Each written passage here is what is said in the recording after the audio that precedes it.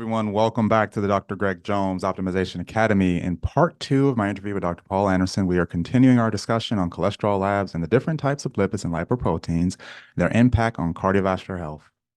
So, and this is something, and I've seen some studies and some, kind of like as I do my own research on these things, is that it's a true statement. It's really difficult if you have an elevated lipoprotein A, LP little a, to bring it down. And there's a genetic component to that. Is that an accurate Mhm. statement? Yeah, it's it's not easy to bring it down. So earlier when we were saying oxidized LDL is lower hanging fruit, that's more of a global problem and it's literally at the end of the trail, right? LP little a is as difficult to bring down as people with genetically elevated, total LDL, for example. It's sort of this similar pathway. And later I think we'll probably get into some treatments and things, but Mhm. the treatments to actually get LP little a to move are much more intense and specific. Whereas the treatment for oxidized LDL, like I say, we start with the basics, Mhm. true diet, lifestyle, movement, all that.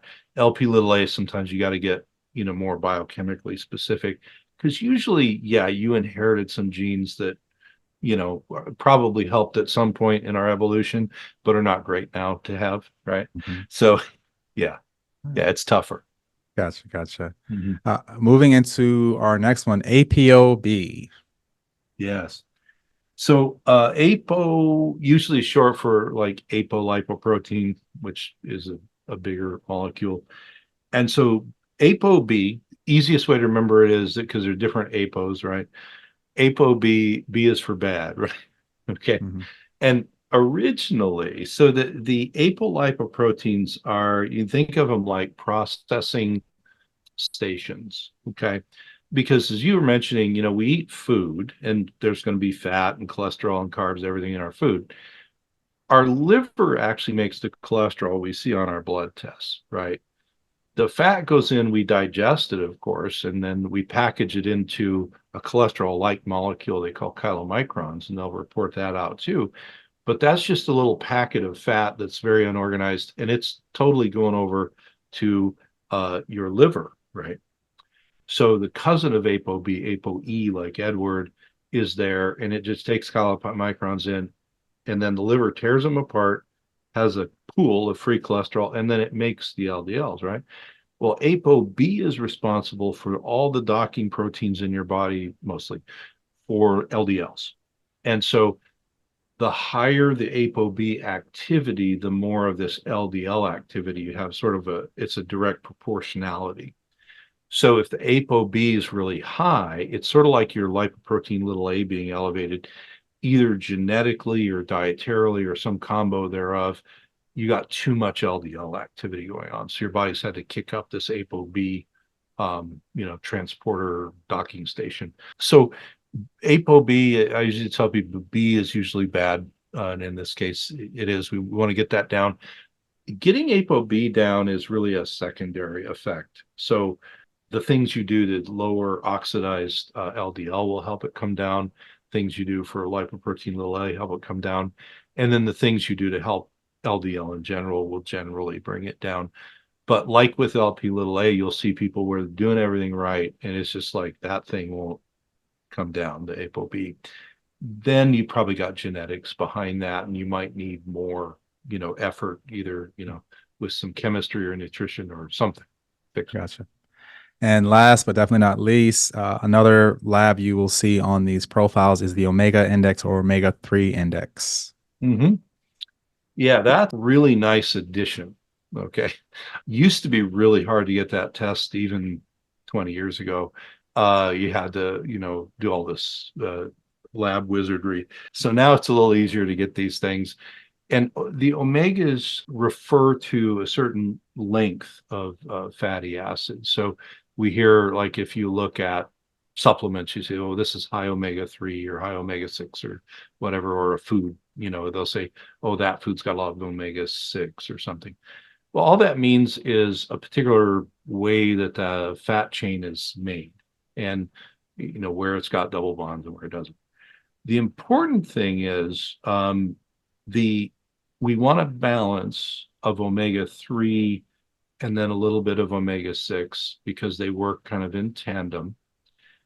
And we don't want, either through our diet or genetics or the combo, to shift the balance so that we have less omega-3 than we need, right? Because the omega-3s tend to feed into all of the, I would tell people it's sort of, so we talked earlier about the lipoprotein, PLA2, the inflammatory enzyme system. Omega-3s tend to go in and oppose what that system does, right? So the inflammatory fatty cascade has a balance, and it's omega-3 mostly and a little bit of omega-6. We got special enzymes for all of it. So this ratio that you see is a way to say, am I getting enough of that in my diet? Or if I'm maybe not great, but it's sort of on the borderline, and I'm already eating, fish and things that, would come, or if you're vegetarian, you get it from certain sea vegetables and stuff like that. I'm already eating a lot of that stuff. You can kick that up by supplementing omega-3, et cetera. But this is a way to know, is the tank full or not, really, and Right. especially when you get these people, let's say they got a high LP little a, which we said is not so good for you, and a high, ApoB, said that's not so good for you, and they're really working hard. Another reason those will stay inflammatory, even when you clean the diet up and all that stuff, is that their omega balance may still be off, like it may still be pro-inflammatory. So that ratio really is a wonderful thing to look at to help out.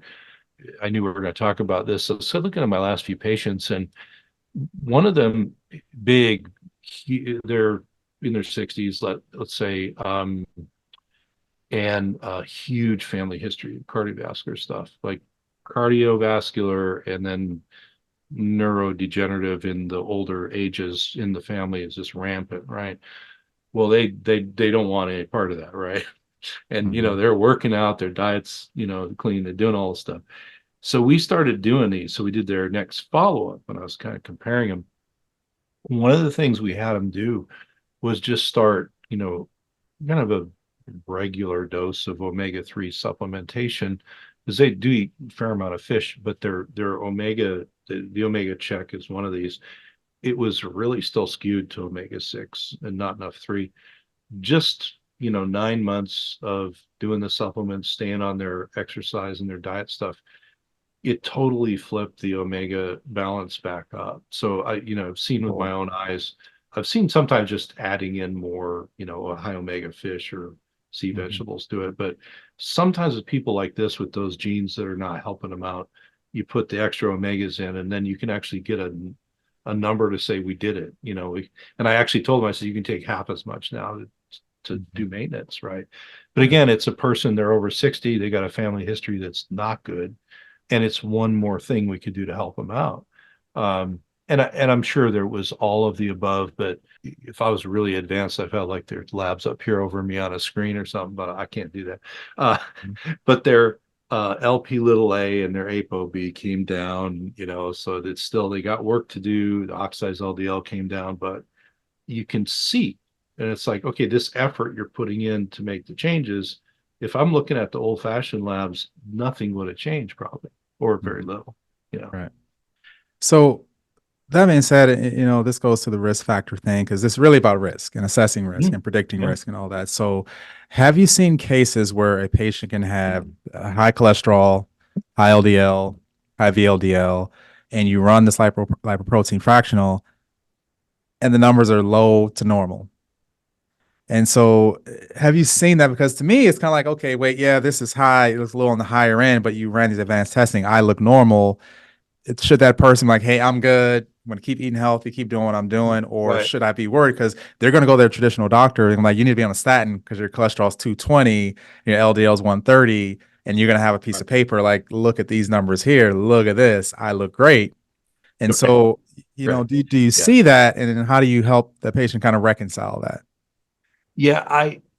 So I think you do need to, first is education, because Mhm. they're not gonna probably have heard of, or a lot of people now are reading about this, which is great. Right. The internet's not always great, but it's got good info on this. So more people asking their doctors for these. The cases like you describe, in my experience, are those that are kind of riding the line. So Hmm. it's not somebody with a total cholesterol of 400 or Oh something, no, yeah, no, yeah. but they're, so okay, 200, you're 220, LDLs we like 100 minus, but yours is 120. Yeah, those people, I think this is especially nice for, because you got only two directions those people go when they get these tests done. One is, yes, you're 20 high overall, you're doing all the right stuff, but hey, look, most of it's large, Mhm. innocuous LDL. You got good HDL fractions, your omegas look good. You don't, like, a statin's not going to help you at this point, right? You've got everything rolling. You get the other person though, that's on that 220, 225 and LDL 130, and then you look and it's like it's all small particles and super inflamed. It's like you're right on the edge too, but this is when I really would talk to patients about,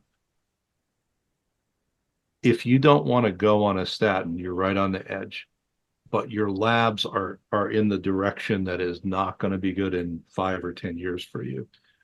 So this means you have to say, if you don't want to go on a statin, or maybe you want to keep a low dose or whatever, you got to buy into the idea that a lot of this work is yours now. Like, we got to get more granular with your diet and other inflammatory parts of your life. And are you working out and moving? Are you not? All those things. And I've honestly, I mean, we all know it's easier to take a pill than to do all those things, right? But I've had people come in, and these people, I was thinking about patients that, really surprise you, like, tall, athletic, no extra fat, looks really great, tells me about this wicked family history. And we look into this stuff and it's like, wow, you just like you're good at that. You were 40 when we did this, because by 60 you'd have a heart attack like your dad, because the labs are just horrible. And they were like, look, I don't want to, I, I've been offered all the drugs. I just say, look, you're young enough, you're not, no symptoms. Let's take a year. You want to get into your diet, you want to do. And when they do that, and if they like do all of it, I've had people with no drug changes at all completely change their labs, right? And sometimes some natural stuff in the mix, sometimes not, and it's a matter of, they started to work out better, they got the inflammatory nature of their diet under control, and their labs literally look like another person, you know. Hmm. So it can happen. But yeah, it's those borderline people where it's like these can really make a difference, because if I'm, True.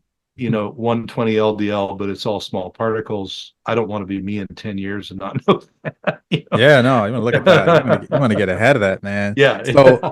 it's a great segue here because inevitably you get that patient when they get to us. It's like, hey, I'm here. My doctor wants to put me on a statin. I don't want to take a statin. What you got? Right? Because that's Yeah. the biggest thing. Like they don't want to be on it. Many Right. reasons for that. Think about some of the side effects from it. And so we're naturopathic doctors. We're always going to start with, are you working out at all? Right. So you got to move, right? We can Right. belabor that all day, right? Right. And then you got to make some dietary changes, right? And so one of the things, and now I heard this at a recent conference, and I definitely get your opinion on it, was that the cholesterol in your diet does not have, this is a kind of a true false thing, a myth busting, if you will. The cholesterol that you eat does not significantly impact the cholesterol in your blood. So, and I was like, oh, that's an interesting way to look at it. So, I mean, of course, I'm not going to go eat a burger and fries because you're saying that, but I kind of get the point, right? Because if you're saying Right. avoiding fat is not the answer here because almonds are amazing for you, they have Right. fat, Right. right? Right. And Yeah. and certain fish, salmon, all that, so certain fish are great for you and they have fat. So I think one of the kind of things we got to think about is I got to ask, make sure I get your opinion on that. Is like, hey, it's not just the fats you eat, but the types of fats. Yeah. You know, I, yeah. So biochemically speaking, that's actually a true statement. the cholesterol in the food that you eat literally is taken apart by your liver. And so it's not like, the meat that I had is now that LDL, right? Hmm. It's taken apart by your liver after it's delivered, and it's put into the free cholesterol pool. Because at the beginning we talked about we need cholesterol to make a lot of our hormones and all these good things, right? So we got that free cholesterol pool, and then the liver makes the LDL family to export, and then the HDL family kind of organizes everybody. So that is true. Like your cholesterol in the lab test was made by your liver. Now, Hmm. here's where you have to be a little careful. Genetics get in the middle of that. Okay. So there's a group of people, the lucky people, they don't have any genetics to mix in with all of this cholesterol business, and they can literally, sometimes they can eat everything and all that. Now they might be inflamed, but their Right. cholesterol won't be messed up. Hmm. What even we go back, back in the day when Dr. Fredrickson was trying to tell everybody that there's more to it than LDL, right? He came up with 5 phenotypes. So a phenotype is the expression of my genotype, right? And they called them the phenotypes because back then we didn't have genetic testing like we do now. So it was reproducible. But what he found was the two most common when it came to dietary interventions. The most common type, which was a type 4, which looks different on NMRs, but type 4 is more associated with your insulin and blood sugar control and how inflammatory that part of your diet is. And so those people, if you take them and you got a type 4 where their cholesterol is elevated, triglycerides usually really high, and oxidized LDL through the roof, you shift their diet to really good insulin control, get them working out, and their blood sugar's not bouncing all over, their numbers can come back down with the diet change largely. The American Heart Association focuses on the second most common, which is a type 2. And that's not related to blood sugar as much as it's literally related to genetics for processing fat. Okay. So those people actually, even though the cholesterol in your blood is not what you just ate, type 2 people have genetics that like supercharge the trip, right? So Hmm. so the fat that goes in comes out the other side, and it's too much. And Right. it's all inflammatory. In those people, and here's where we've got 50 years of, I won't say misinformation, but oversimplification, let's say. What most people think of as fat is bad. Okay. Kind of like cholesterol is bad and all that. No, especially if you're in that type 2 group where you've got genetics that just supercharge making cholesterol, you got to be careful with the volume of fat you have, and you want all of it that's in there to be as good fat as possible, right? With high omegas and all the stuff we talked about. So those people do have to be careful, but it's not because that's not their cholesterol. It's that their liver and their genes are kind of super cholesterol producers, right? Those Gotcha. people, what the fat they eat does make a difference. And of interest, the other 3 types are like really hardcore genetic issues that are thankfully not very common. Those people, it's pretty much drug strategies to keep them under control so they don't have a heart attack. But it's single digit percents in those groups. Yeah. All right. Now, before we get you out of here, this is another cool part of this. Is I've been waiting on this part of the conversation. Is so, and I thought about how to ask this question, but I'm just going to go straight in.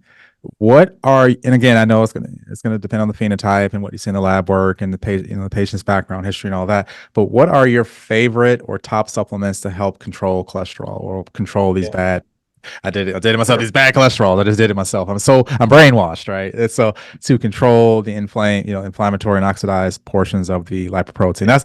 It's so much easier to say bad than Yeah. that. Yeah.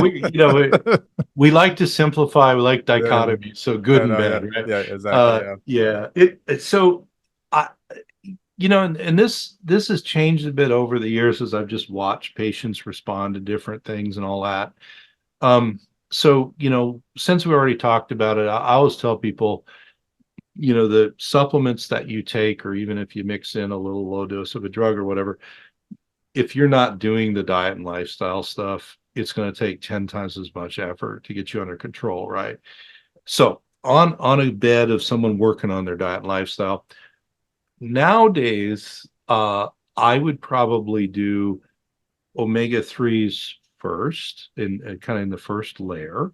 Also, I would make sure that their antioxidants are supported, so especially vitamin C and vitamin E. Interestingly, like 40 years ago, they would give people vitamin E with high cholesterol because vitamin E is actually carried in your cholesterol and it's what keeps it from becoming oxidized anyway. And then that fell out of favor. So I still do that. So vitamin C and E pretty helpful there, and the omegas. Now, then other supplements, it kind of depends what flavor of trouble you got here, right? Mhm. So there's a common type of supplement which can be helpful for some, especially those Frederickson type twos that just their liver is turbocharged to make all, a little fat goes in, a lot of cholesterol comes out. Phytosterols or phytosterols, phytosterol types of supplements. What they do is you take them when you eat, and it's a little bit like fiber where they sort of compete for fat absorption. So if you're truly a person where fat's an issue, and you got those bad genes, that's one, possible thing. Another, which starts in the diet but can be very easily supplemented, is more fiber. And everyone thinks, oh, well, fiber, I'm going to poop more. Well, sure you will. But fiber goes like way back, old school cholesterol control. One of the earliest drugs was a synthetic fiber. And people go, how's that work? Well, it goes through digestive tract. And another thing we do with cholesterol in the liver, instead of taking it out of the free cholesterol pool, pumping it out as LDL family, we can take it and we can make bile, which helps us break down fats, right? So it's sort of a self-feeding system. Well, we suck 98% of the bile back up into the blood in the terminal end of the small intestine. Fiber, and they've known this forever, which is why it was one of the earliest drug interventions. Fiber actually binds up the bile and you poop it out. And then the liver has to shunt more cholesterol away from pumping out LDL family and make more bile. So it's literally bleeding away your cholesterol. So fiber in your diet becomes super important, but then you can add other fibers. And there's even, as I said, synthetic ones if it's real bad. So fiber is kind of universal and dietary first, and then maybe added on. Uh, excuse me, phytosterols, if you truly have that real hypersensitive system where you might want to block things. And then, when you can get down to other good things, and this could be a whole other program, but there's a lot of herbs that don't necessarily work directly on your cholesterol numbers, but they work on the metabolism end, like berberine, which you hear about for blood sugar. Well, it's also, turns out, it's good for the inflammatory part of cholesterol, partly because it helps blood sugar, partly because it helps the inflammatory cholesterol. And then you got like beta glucans for specific type of stuff. And then most people, because it's super old intervention, have heard about taking niacin for high cholesterol, and that goes back eons. The upside is not vitamin B3 has two forms. Like niacinamide is not the kind you want for cholesterol; it doesn't do as much. Niacin's the kind makes you flush, right? So people don't always like that, but plain niacin, that form, is the only intervention that actually pushes all of the families back to normal more quickly. So it will make total cholesterol drop. It will raise HDL. Take a statin, it doesn't raise HDL, right? Mm. Niacin is one of the only things that makes LP little a drop. And ApoB, it's sort of like it, and it also makes your triglycerides go down. So if you're doing a really good diet thing, but you still got too much, or you got, too many triglycerides, niacin approaches can be good. And there's ways to make it so it's not as, intense as like taking a gram or two of plain niacin and flushing. So niacin sort of, when you get down to that level, you got red yeast rice, which is sort of statin-like. Mhm. You got the beta glucans or the phytosterols, if that's the problem. You got fiber, probably doesn't hurt anybody. So that's why I say I kind of start with the omega-3 antioxidant, including vitamin E, kind of work my way out from there because that's actually attacking more the root of the problem. Yeah. Niacin got a bad rap, man, because I remember the study when Yeah. people kind of went away from it is because Yeah. I think the study they did, they were doing like 3.4 or Yeah. 3.8. It, It was like a dose you it, would never give anyone. And it's like, yeah. yeah, they flushed and yeah, the liver got, because that's Yeah. just too high of a dose, right? So, Yeah. Niacin, yeah, we do a whole program on niacin, but yeah. yeah, niacin done correctly, and there are some instructions and things. Here's the thing, like if and this is just again two different worldviews of medicine. If you look at the niacin drug regimes, they'll say, oh, you're not going to get any traction with your cholesterol till you get to 2 or 3 grams, right? That's kind of old school. Well, because I was always doing this other stuff with people, which did include their diet and movement and, and omegas and all the good things, we would resort to niacin if we're still running into a brick wall and I couldn't get the LDLs where I wanted and triglycerides still too high. Well, then you don't need as much. Like you don't need 2, 3, 4 grams to get it under control. Right. And there's ways people dig it where it decreases, flushing and all that business. So yeah, Gotcha. it's like if you start there, sure, you got to go to these insane doses. If you don't, if you use that as like, okay, we're still beating our head into the wall. Let's kick Mhm. it up a notch. Niacin, that's kind of when I bring that in. Gotcha. Gotcha. Yeah. And I want to close out with this because you're going to get the patient or the practitioners out there, and I still see it where it's like, hey, do you take omega 3s? And you say, yeah. Okay. Where do you get them from? And they'll say, Costco, Right. Walgreens. Yeah. I take krill oil. I'm like, okay, gotcha. Thank you. Right. And then you got this education piece. So I guess this is an opportunity to talk about why all omega 3s are not created equal and why fish oil is not, I don't think fish oil does not equal omega 3, and I think Right. this is a good education piece. So what's your Yeah. kind of take on that? Yeah, I think that's a really good one because people do have fish oil in their mind. Like they get, and maybe nowadays omega-3. Right. So here's the thing. And so why do we think of fish? Well, what do fish eat? Except, well, they eat other fish, but usually see vegetation and all that. Hmm. Well, they have these enzymes that work faster than we do that create the omegas, the good omega cascade. So they tend to make a lot of omega-3, a little bit of omega-6. And so their flesh, if you eat, salmon or something like that, has more omega-3 than, a lot of other foods. But if you just get something called fish oil, there's a number of issues that I have seen be a problem. One is a lot of fish oil comes from not good sources of fish. And so they can be contaminated with PCBs and metals and all kind of stuff that like you might as well not take the supplement because you're just poisoning yourself. So a lot of the big commercial stuff doesn't have quality control or you can't find it. Don't take it. Like if it comes from anywhere, but especially an oil product, because oil products are full of toxins. So you need to, you need to be able to look at their quality control and due diligence, say we had it third party tested. There's no PCBs, there's no mercury, all that stuff. So that's the first thing, especially with a garden variety fish oil. The next thing though is just saying fish oil doesn't guarantee you that they've looked at the ratio. They might have something on the label, Mhm. of EPA to DHA and, all that. So that, the omega-3 families versus the others. But has it been third party tested? And is it in fact a high omega-3, the EPA DHA family? That's what's going to help you. So we got a lot of people thinking they're doing themselves a favor and they're getting, a really poor quality. They don't know everything says omega or fish oil on the label. They don't know. And it's either got toxins in it, which are not going to help anything, and or the label claim is not real, which can happen, unfortunately. Right. So I tend to be extremely picky about, I mean, some supplements are kind of hard to screw up.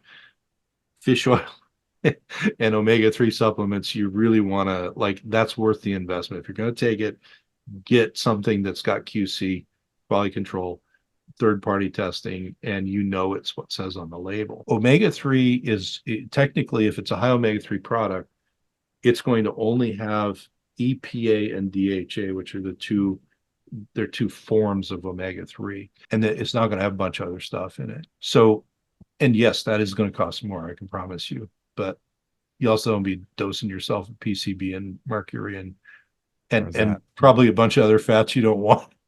Yeah, it's kind of defeating Bunch the of purpose there. inflamed fat. Yeah. Defeats the purpose, right? So I'm like, Yeah. you silly. You're like, no, I'd rather you go eat a piece of fish than do that, man, Right. and be good. So let's start there.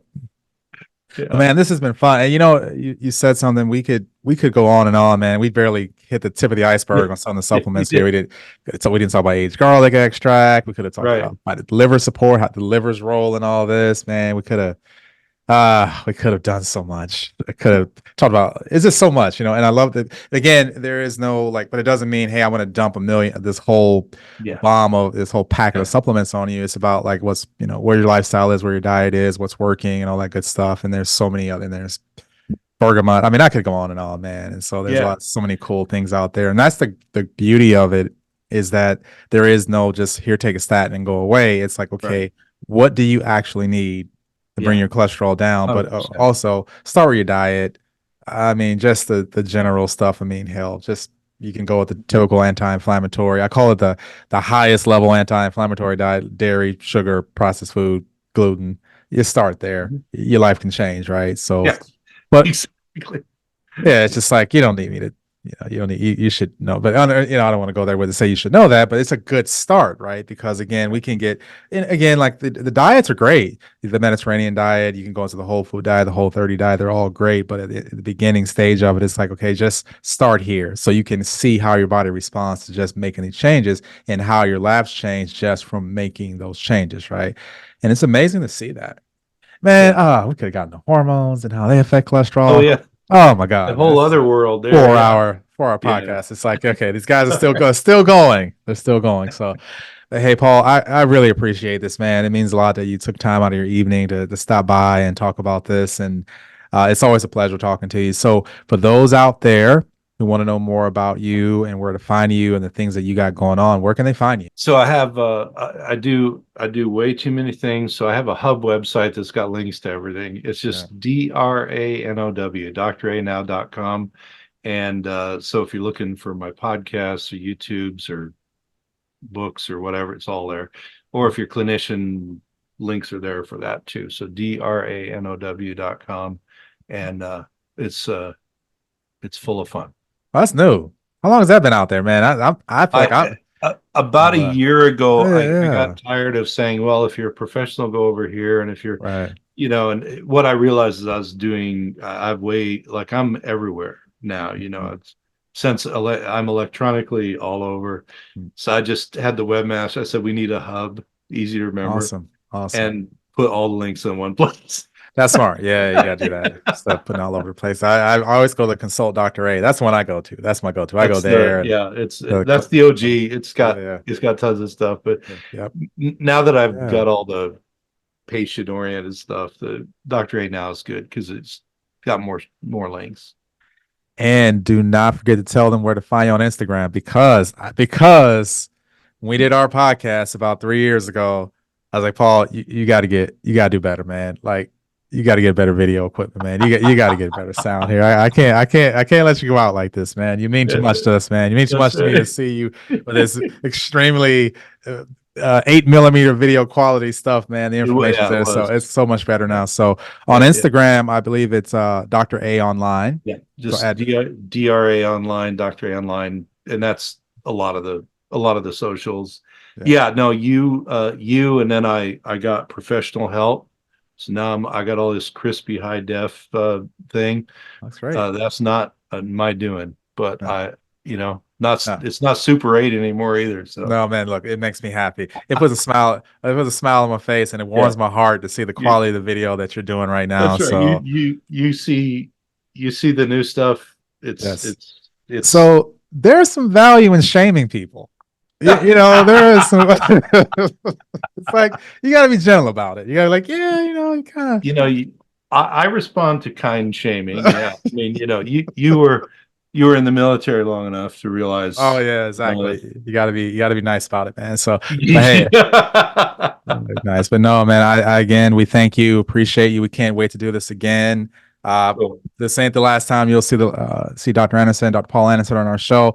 Thanks for listening and tuning in to the Dr. Jones Optimization Academy. I can't wait to the next episode to see you all out there again. If you have, there'll be more information in the notes of the podcast. So some links on where to find Dr. Anderson and all that good stuff. And we look forward to seeing you all again. And that's a wrap. We'll see you soon.